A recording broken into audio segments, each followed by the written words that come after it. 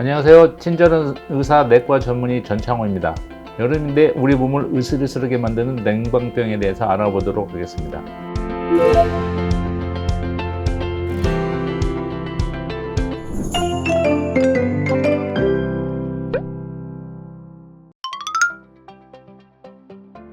여름철이 되면 우리가 냉방기를 틀는 환경이 굉장히 많아요. 집에서도 틀고 가정에서 틀어서 우리 몸을 너무 차갑게 하기 때문에 겨울철에 감기 걸린 것처럼 몸도 피곤하고 여기저기 아프고 그런 냉방기와 관련돼서 거기에 오래 노출되었을 때 나타나는 여러 증상들을 냉방병이라고 하는데, 그건 의학적인 병은 아니고 그냥 일반적인 증상을 말하는 걸로 말하고 있습니다.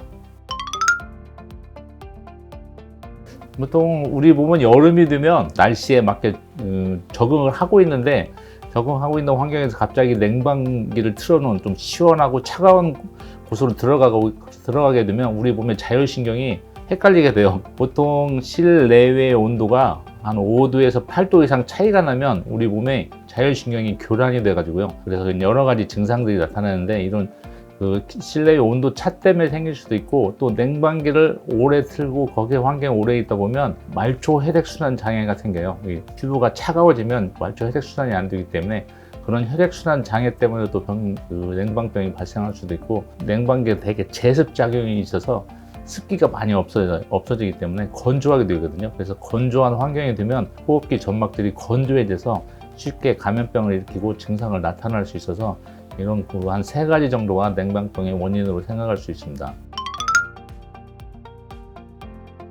냉방기를 사용하면 그 큰 건물 같은 데는 이렇게 냉각탑이라고 있어서 거기에 냉각수가 물이 고여 있어요. 또 집에서 사용하는 냉방기들도 에어컨을 틀다 보면 이렇게 물이 떨어지고 물이 고여 있는 경우가 있는데요. 이게 물이 고여 있는 곳에 잘 자라는 균이 레지오넬라 균인데, 이 균이 거기에 살다가 에어컨을 틀면 이제 그 공기를 타고 퍼져가지고 우리 몸 호흡기도 들어와서 폐렴까지 유발할 수 있는 질환을 일으키거든요. 그 균이 들어오는 경우를 레지오넬라병이라고 하고, 필터 청소 잘 안 하고 이렇게 냉각수 관리를 잘 못하면은 이 병이 생길 수 있는데, 이건 에어컨을 타고 공기 전체적으로 퍼지기 때문에요, 여러 사람이 한꺼번에 걸리기가 쉬워서 전염성이 높은 질환이라 주의를 하셔야 됩니다.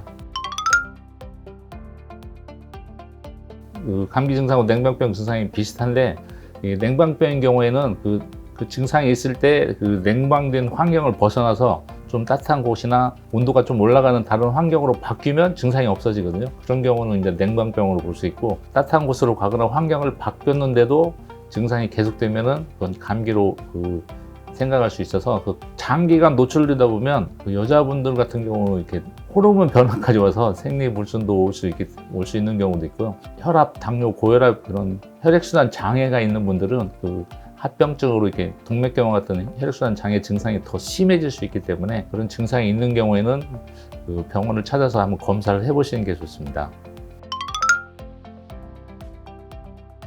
보통 냉방병 예방을 위해서는 제일 좋은 게 이제 냉방된 환경을 좀 벗어나는 건데요. 제일 좋은 방법은 아까 내외부 온도 차이가 5도에서 8도 이상이면 냉방병이 잘 발생하기 때문에, 냉방기를 틀더라도 외부 온도 한 5도 정도 차이 날 정도만 틀어주시는 게 좋고요. 직장 생활하고 사회생활, 학교에서 그런 분들은 미리 긴 소매 옷을 준비하거나 담요 같은 걸 준비해서 냉방기가 틀은 환경에서 자기 몸을 자기가 좀 따뜻하게 유지시킬 수 있는 방법이 있고요. 또 냉방기를 틀게 되면 이렇게 건조해지기 때문에 수분 섭취를 수시로 조금씩 해주시는 게 좋은데, 이런 수분 섭취할 때 되도록이면 따뜻한 물을 드시는 게 좋습니다. 차가운 물은 오히려 속까지 또 차갑게 만들기 때문에 차가운 물보다는 따뜻한 물을 좀 같이 수분 섭취를 해주시면 냉방병 예방에 많은 도움이 될 수 있습니다.